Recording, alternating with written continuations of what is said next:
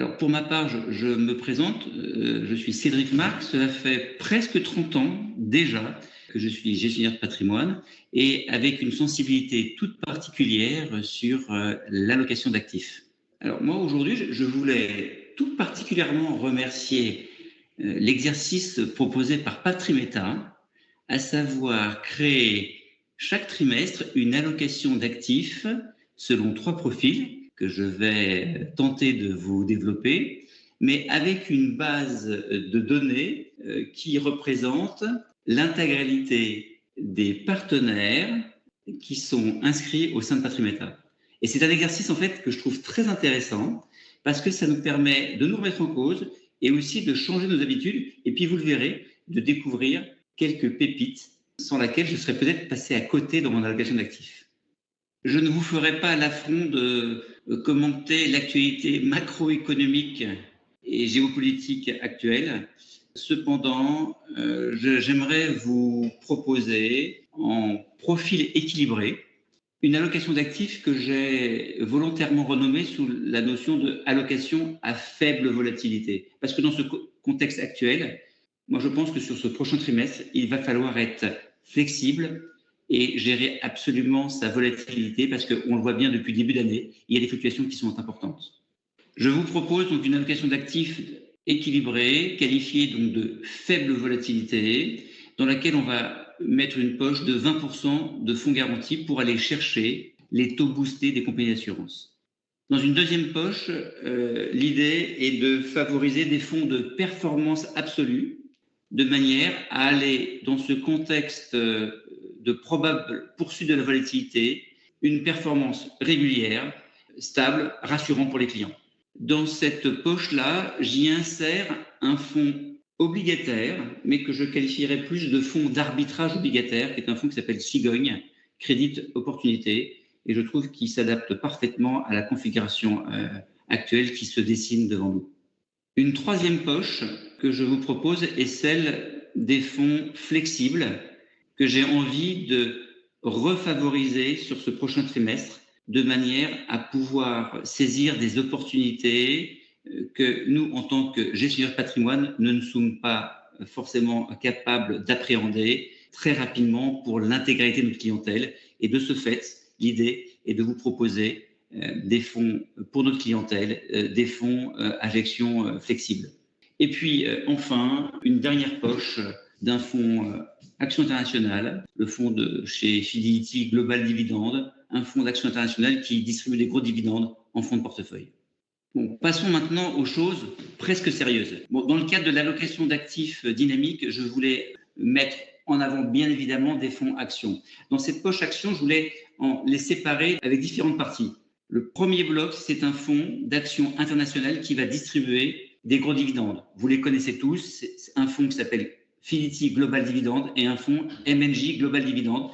Moi, j'aime bien allier ces deux fonds parce que je les trouve très complémentaires.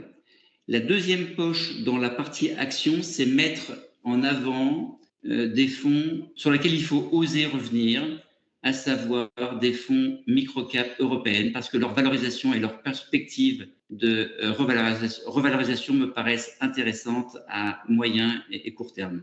Un focus particulier sur un nouveau fonds que j'ai découvert en cherchant dans le site Patrimeta. C'est un fonds qui s'appelle CPR Invest European Strategic Autonomy. Il investit en fait dans 4 secteurs d'activité, l'énergie, l'infrastructure, la technologie et bien sûr la défense. Et ce fonds-là, en fait, va essayer de privilégier des valeurs qui vont nous garantir et nous maintenir une souveraineté européenne sur ces différents secteurs, sujet qui me paraît particulièrement d'actualité. Dans le cadre de cette allocation dynamique, je voulais enfin vous parler d'actifs privés, c'est-à-dire des actifs qui sont non cotés, en répartissant une partie sur des fonds de dette privée et sur des fonds d'actions privées. Le fonds dette privée, c'est le fonds Héphaïstos.